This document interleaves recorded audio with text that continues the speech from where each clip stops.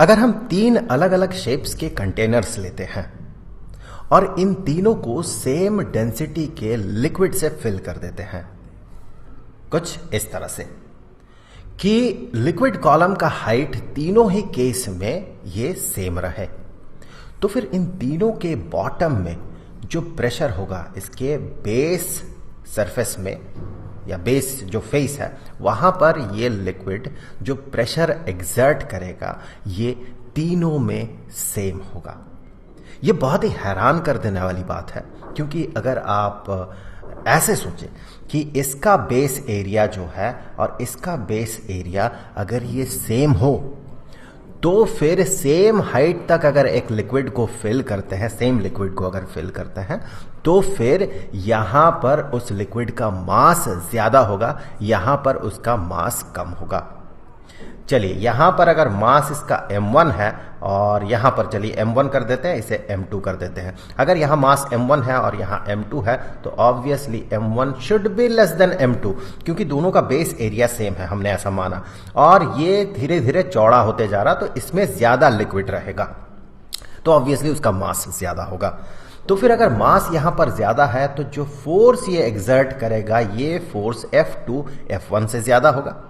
दोनों का base area अगर सेम है तो फिर हम कहेंगे, दोनों का बेस एरिया अगर A है तो हम ये कहेंगे कि इस केस में प्रेशर होना चाहिए था F1 डिवाइडेड बाय A, और इस केस में होना चाहिए था, मैं फिर से कह रहा हूं चाहिए था, F2 डिवाइडेड बाय A। तो फिर ये प्रेशर जो है P2, ये P2 P1 से ज्यादा होना चाहिए था, लेकिन ऐसा नहीं होता है। यही तो हैरान कर देने वाली बात है, ऐसा नहीं होता है। लिक्विड के केस में, मुझे कहना चाहिए कन्फाइंड फ्लूइड के केस में होता यह है कि बॉटम में जो प्रेशर होगा, यहां पर जो प्रेशर होगा ये P प्रेशर, ये सिर्फ डिपेंड करता है इसके डेंसिटी पे, लिक्विड के डेंसिटी पे, इस फ्लूइड के डेंसिटी पे, और साथ ही साथ इसके हाइट पे, इसका जो लिक्विड कॉलम है इसके हाइट पे। तो यहां पर यह फॉर्मूला जैसे कि पिछले क्लासेस में आपने देखा था, सेम फॉर्मूला यहां पर भी लगता है। Pressure is equal to H height rho density into G। यहां पर हाइट है लिक्विड कॉलम का जो हाइट है ये, और इसी को कहा जाता है हाइड्रोस्टैटिक पैराडॉक्स।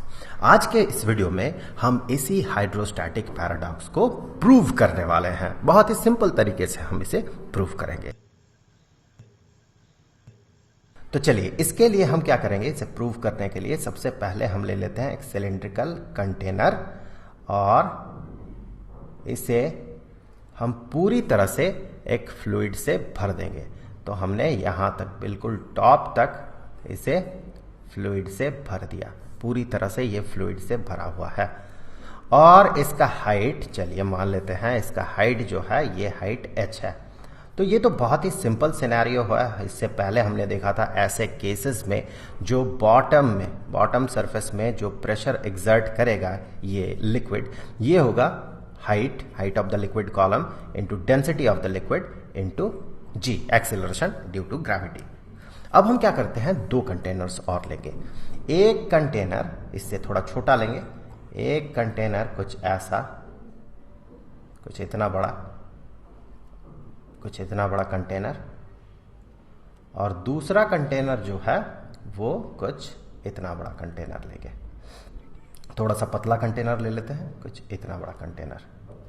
अब हम क्या करेंगे, देखें, इन दोनों को फ्लूइड से फिल करेंगे, सेम फ्लूइड से फिल करेंगे, सेम डेंसिटी का जो फ्लूइड है उससे हम फिल करेंगे। तो यहां पर इसका हाइट जो है ये H1 है और इसका हाइट जो है ये H2 है। H1 और H2 को हमने कुछ ऐसे चूज किया कि H1 plus H2 is equal to H। Example मान लेते हैं, लेट्स से कि ये जो है ये 50 सेंटीमीटर का है और H1 जो है ये 30 सेंटीमीटर का है, H2 जो है 20 सेंटीमीटर का है। सो 30 प्लस 20 इज इक्वल टू 50। मतलब कि इसके ऊपर अगर इसे हम रखते हैं, इसे इसके ऊपर रखेंगे तो फिर इस पूरे सिस्टम का हाइट इसके बराबर हो जाएगा। अब हमने ऐसा किया, अब क्या क्या करते हैं, हम इसे भी फिल कर देते हैं, इसे भी उसी फ्लूइड से, उसी लिक्विड से फिल कर देते हैं। अब देखिए यहां पर इसके बॉटम में जो प्रेशर होगा दिस P1 और इसके बॉटम में जो प्रेशर होगा लेट्स से कि ये P2 है। तो यहां से हम बड़े आसानी से कह सकते हैं कि P1 is equal to H1 into rho into g और P2 जो है ये बराबर होगा H2 इंटू रो इंटू जी। अब हम क्या करेंगे देखिए, अब हम इस कंटेनर को यहां पर प्लेस करेंगे इसके ऊपर, लेकिन उससे पहले हम क्या करते हैं, इसे पूरी तरह से ढक देते हैं, पैक कर देते हैं और यहां पर हम एक छोटा सा छेद बनाते हैं। किस जगह पे, यहां पर थोड़ा सा यहां पर छेद बना देते हैं एग्जैक्टली इस कंटेनर का बॉटम में जितना छेद है, जितना एरिया है, बॉटम एरिया है वो। और इसे हम क्या करते हैं, इसी कंटेनर को इसके ऊपर रख देते हैं। सेम इसी कंटेनर को, चलिए मैं यहां फिर से ड्रॉ कर लेता हूं। इसी कंटेनर को इसके ऊपर हमने प्लेस कर दिया। तो दोनों का हाइट जैसे हमने पहले ही बात किया था सेम होगा, इस पूरे सिस्टम का और इसका। तो इस कंटेनर को ऊपर हमने रख दिया और इसका जो बॉटम था उसे भी हमने यहां से अब छेद कर दिया। अब देखिए यही वाला फ्लूइड, ये वाला फ्लूइड यहां पर भरा हुआ था, यही वाला फ्लूइड यहां पर भरा हुआ था। अब आप देखिए कि जब ये कंटेनर हमने नहीं रखा था तो इसके बॉटम में प्रेशर था P1। अब जैसे ही ये लिक्विड के साथ इस कंटेनर को हम यहां रखते हैं और उसके बॉटम को काट देते हैं ताकि ये जो फ्लूइड है इसका प्रेशर इस पार्ट तक चला जाए, तो आप गौर करें कि इसके बॉटम में प्रेशर कितना था, इसके बॉटम में प्रेशर था P2। अब पास्कल्स लॉ से हम ये कह सकते हैं, पास्कल्स लॉ में हमने क्या देखा था कि अगर कोई फ्लूइड हम रखते हैं और इसके किसी एक पॉइंट में प्रेशर अगर P है, तो अगर हम यहां पर पिस्टन लगा के या किसी भी तरह से कुछ प्रेशर बढ़ाते हैं, यहां पर मान ले ये P1 प्रेशर था इस पॉइंट में, यहां पर हम एक्स्ट्रा प्रेशर P लगाते हैं, तो वही एक्स्ट्रा प्रेशर P इस फ्लूइड के हर एक पॉइंट तक प्रोपेगेट कर जाएगा और इस पॉइंट का प्रेशर अभी P1 प्लस P हो जाएगा। यही था पास्कल्स लॉ।